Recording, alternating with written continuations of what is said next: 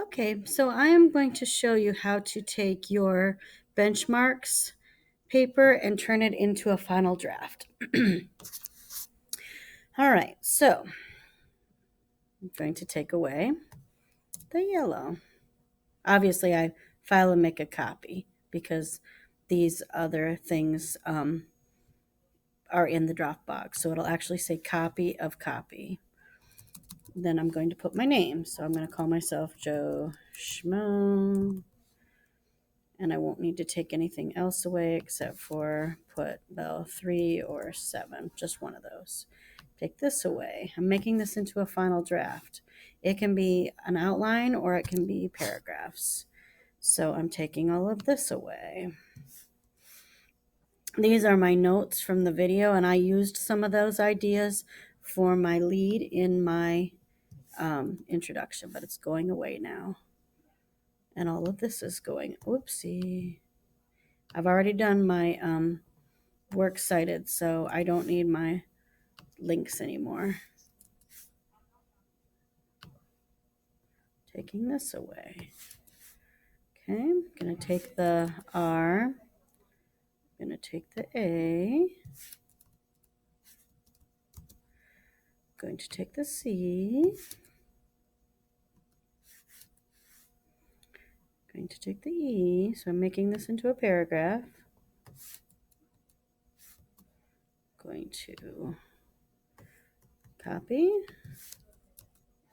paste, take away the box, delete the table. I'm going to take away all this junk. Let's go ahead and tab and make an indentation. Okay, I'm taking away this stuff. Taking away this stuff. Always put a space between the period and the next sentence. Taking away the E. Copying this. Cut. Paste. Delete the table. Okay. Taking away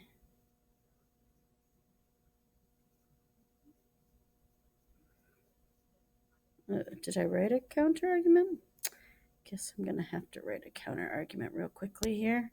I think I missed that, but you would have a counter argument and you would copy and paste it. So I'm gonna write on the for people being able to take their guns to church because I think that's what most of you are doing. So I'll do a counter argument here.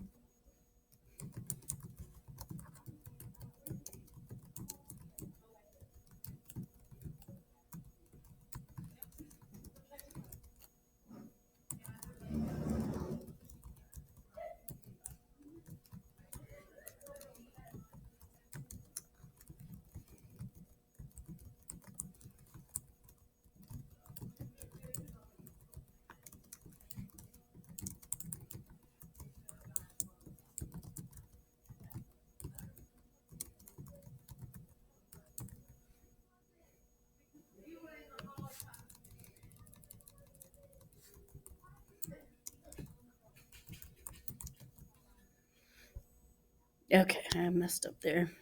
All right. Now, this part, benchmark 3, is the introduction. And so I'm going to have to move this to the beginning, obviously. So I'm taking away all the extra stuff because we don't want it. This is a final draft. So this is my intro. And I'm going to copy this, cut, put it up here at the beginning.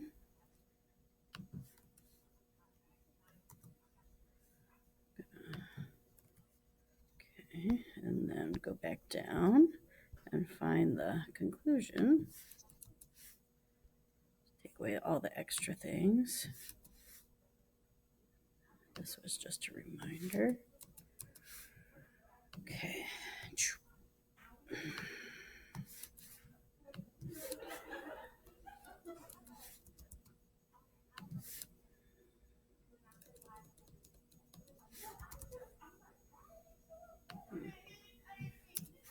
Okay, so let's read this now. Does it look right? I'm just, you know what I'm going to do? I'm going to go Control A. I'm going to do Arial. That's what I kind of like. Size 12, normal text. Let's do something like that. Okay. Let's do double space. Okay, and I'm going to give it a title. So I'm just going to say either gun rights or gun restriction or gun rights, something like that. So we'll just do that. Okay, let me read this to you. Introduction says 235 people filtered into West Freeway Church of Christ on December 30th, 2019. Most of those people had gray hair. They had just celebrated Christmas with their loved ones and were bowing their heads in prayer. They were reflecting on the past year and the one to come. They asked the Lord to forgive their sins before they were to take communion. In this moment of reverence, 3 shots rang out. Bang, bang, bang! In a mere 6 seconds, that holy moment was shattered and 3 people were dead, 2 members of the security team and the shooter. The National Association for Gun Rights states armed Americans are not the violent people that the media portray them to be. They are the first line of defense against depraved killers. The right to protect oneself with weapons is a right that goes back to the founding of our country. Law abiding citizens in America must maintain their Second Amendment rights because criminals do not get their weapons legally. A recent Texas law allowed Jack Wilson to legally and fatally wound the shooter at West Freeway Church of Christ.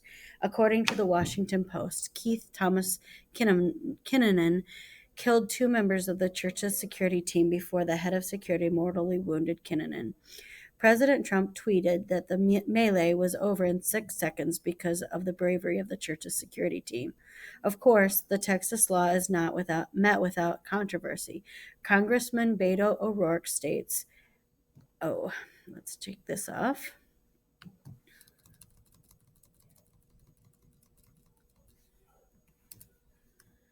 The shooting was a reflection of the state's lax gun control measures. He did not expound on his argument, but it has been said that Kinnanen did not obtain his gun legally. This is a new paragraph. Many Texans are crediting their new law with saving 242 lives. In September 2019, Texas enacted a law that states that a business or house of worship is opting out of the gun-free zone mandate. Conservatives avow that the law saves lives. The National Register states there is, of course, no panacea for the problem of deranged people shooting up churches and schools. The argument, however, that guns rarely stop these events is highly misleading when one considers the most high-profile mass shootings happen in gun-free zones, and concealed carriers are some of the most law-abiding citizens in the country. It is also impossible to quantify how often the presence of good guys with guns dissuade murderers. Shooters prefer soft targets. Good guys with guns are the great equalizer. Law abiding citizens should be able to conceal and carry weapons. Opponents may say that doing so would be dangerous. They might be concerned that weapons would end up in the wrong hands. They might think that it's too dangerous to take a weapon into a church or a school. They are wrong, however, because those who have concealed carry licenses take the responsibility of carrying a gun seriously. They are not carrying to incite violence, they are merely carrying to prevent violence. Nothing will ever be the same for the church congregation at West Freeway Church of Christ. Those people know all too well what the National Association for Gun Rights claim is true. Armed Americans are the first line of defense against depraved killers. Law abiding citizens in America must maintain their Second Amendment rights. Won't you support Americans' rights to defend the ones we love against those who intend to harm us? If you are writing on the other side of the argument and you would like me to write an exemplar for you, I would be happy to. Thank you.